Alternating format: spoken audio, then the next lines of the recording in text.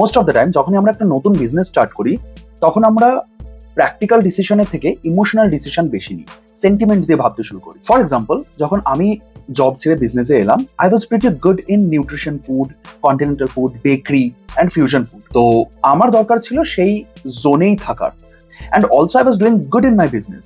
কিন্তু আমার একটা সব থেকে বড় ভুল হয়েছিল, আমি নিজের সঠিক প্রোডাক্টটাকে ভুল জায়গায় বিক্রি করছিলাম। I started my business in Pune.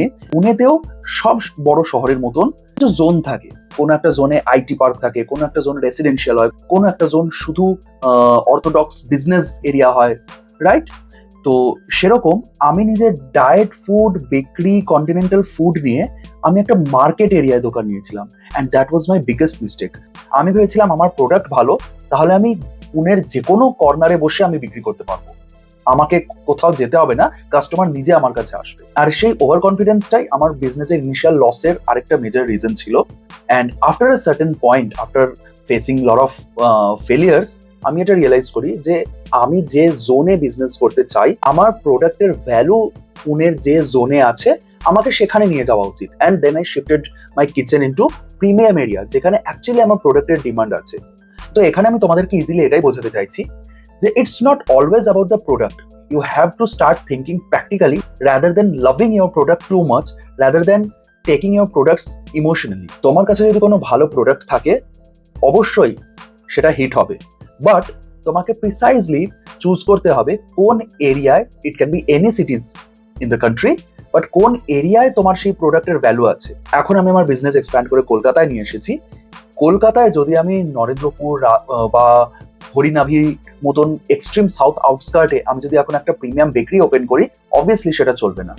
আমাকে বিজনেস স্টার্ট করতে গেলে আমাকে প্রপার সাউথ কলকাতায় পূর্ণদাস রোড, টলিগঞ্জ, যোধপুর পার্ক, আমাকে সেসব এরিয়ায় খুলতে হবে, অ্যান্ড সেটাই আমি করছি। তো সেই জন্যে নিজের প্রোডাক্ট ভালো হলে সেই প্রোডাক্টের ওপরে অতিরিক্ত ইমোশন না দিয়ে সেই প্রোডাক্টের ফ্লজ জানা, আর সেই প্রোডাক্ট কোথায় কোন এরিয়ায় চলবে সেইটা সিলেক্ট করাটা প্রচন্ড জরুরি।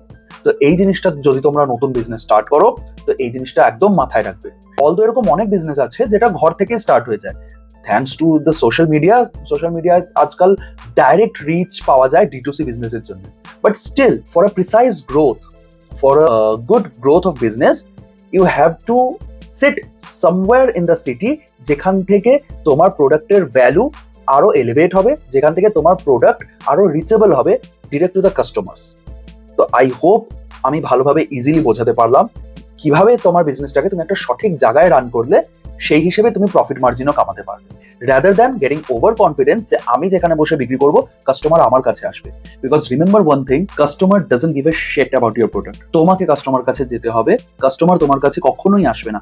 Because in the real world, in the market অনেক অপশন আছে, তোমাকে ছাড়াও, তোমার প্রোডাক্ট ছাড়াও there are multiple millions of options যেখান থেকে কাস্টমার নিজের পছন্দের প্রোডাক্ট পছন্দের মতন দামে নিয়ে নিতে পারবে। তো সেই জন্য তোমাকে কাস্টমার কাছে যেতে হবে, কাস্টমার তোমার কাছে আসবে না। Thanks for watching.